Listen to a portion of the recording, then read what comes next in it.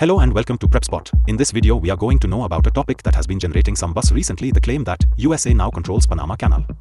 I want to take a deep dive into this subject, clarifying historical facts, reviewing technical details, and debunking any misinformation that might be circulating. To set the record straight, the Panama Canal, which is one of the world's most strategically important maritime passages, has been under Panamanian control since 31 December 1999. This transition was the result of a long historical process that began over a century ago when the United States first took on the mammoth task of constructing the canal. The canal, spanning approximately 82 kilometers, was built to provide a shortcut between the Atlantic and Pacific Oceans, revolutionizing global maritime trade and significantly reducing travel time for ships. Its construction commenced in 1904 under the aegis of the US, and it was officially opened in 1914, a milestone that underscored American engineering prowess and strategic foresight. This period marked the beginning of US influence in the region, as the canal was not only an engineering marvel but also a crucial element in the country's military and economic strategy. As we fast forward in history, it is essential to understand that the control and administration of the Panama Canal have been subject to intense geopolitical negotiations. The critical turning point came with the signing of the Torrijos-Carter Treaties in 1977, a set of agreements that laid out the framework for transferring control of the canal from the United States to Panama. These treaties were a direct response to growing international and local demands for sovereignty and self-determination in Latin America. The treaties outlined a gradual handover process, culminating in the complete transfer of control at the end of 1999. Since that time, the canal has been managed by the Panama Canal Authority, or ACP, an autonomous Panamanian agency that has successfully overseen its operations and modernization. It is important to note that any recent claims suggesting that the USA has regained control of the canal are unfounded and misrepresent the well-documented historical record. The Panama Canal remains one of the most critical infrastructures in global trade. With over 5% of the world's maritime trade passing through it, the canal is not only a vital economic artery for Panama but also a linchpin in international shipping logistics. The canal operates using an ingenious system of locks that raise and lower ships between the differing water levels of the Atlantic and Pacific Oceans. These technical mechanisms have been continually upgraded over the years to accommodate larger vessels and to boost efficiency. The economic significance of the canal cannot be overstated. It generates billions of dollars in revenue each year, which in turn contributes substantially to Panama's national development and infrastructure projects. This revenue and the canal's operational success are often topics in competitive exams and discussions on current affairs because they illustrate a practical example of how international treaties, national sovereignty, and technological innovation intersect in the realm of global trade.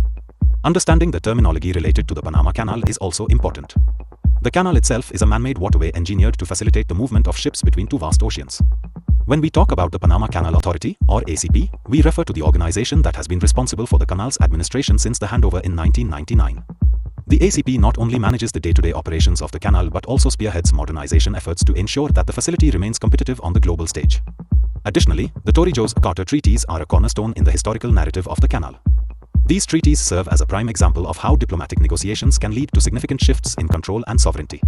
They are frequently referenced in academic and competitive exam contexts, where understanding the impact of international agreements is essential. From a technical perspective, the Panama Canal's design and operational statistics are truly impressive. The canal stretches for about 82 kilometers, and it comprises a series of locks and artificial lakes that help vessels navigate the elevation differences encountered along its route. Thousands of ships transit the canal each year, and this high volume of traffic is a testament to its strategic importance. The canal's ability to handle such vast numbers of ships, coupled with its revenue generation capabilities, underscores its role as a cornerstone of maritime commerce. Modernization projects, such as the expansion of the canal completed in 2016, have further increased its capacity by allowing the passage of larger vessels, thereby reinforcing its status as a critical choke point in international trade. It is also worth noting that the strategic and geopolitical significance of the Panama Canal extends far beyond mere commerce. The canal has been at the heart of discussions about international power dynamics for over a century. Its construction by the United States in the early 20th century was a clear demonstration of American technological might and military strategy. However, as global attitudes towards colonialism and imperialism shifted, so too did the political landscape surrounding the canal. The eventual transfer of control to Panama was a powerful symbol of Panamanian sovereignty and a significant step in rebalancing power relations in the region.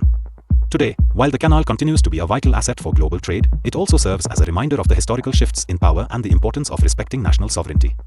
For those preparing for competitive exams, remembering the timeline of key dates associated with the Panama Canal is crucial. The construction of the canal began in 1904, and it officially opened in 1914. The Torrijos-Carter Treaties were signed in 1977, which set the stage for the eventual handover of the canal to Panama, finalized on 31 December 1999.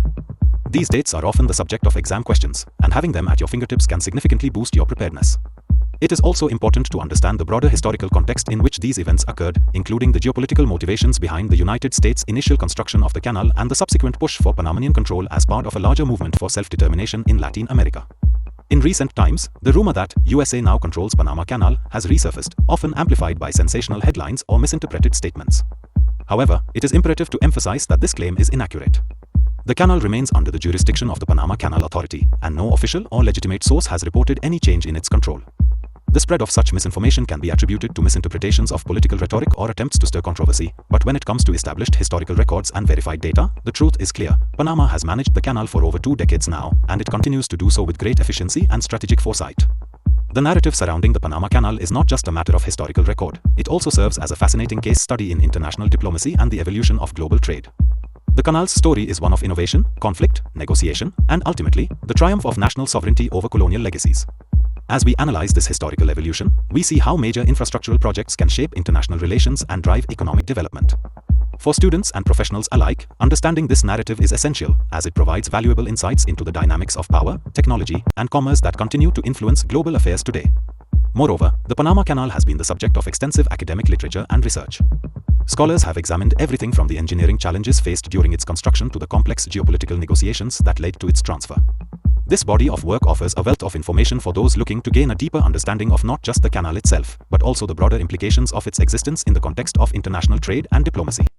When preparing for exams or engaging in scholarly research, it is beneficial to consult primary sources such as the Torrijos-Carter Treaties and official reports from the Panama Canal Authority, as well as secondary analyses that provide context and interpretation. In discussing this topic, it is also important to consider the role of media and public discourse. In today's digital age, news can spread rapidly, and sometimes misinformation can gain traction before accurate corrections are made. The claim that the United States has resumed control of the Panama Canal is a prime example of how rumors can circulate despite the availability of factual, verifiable information.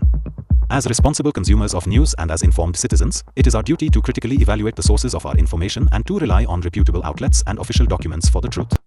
In competitive exam settings, being able to discern fact from fiction is a skill that is as valuable as it is necessary. To summarize, the Panama Canal stands as a monument to human ingenuity and a symbol of international cooperation and sovereignty.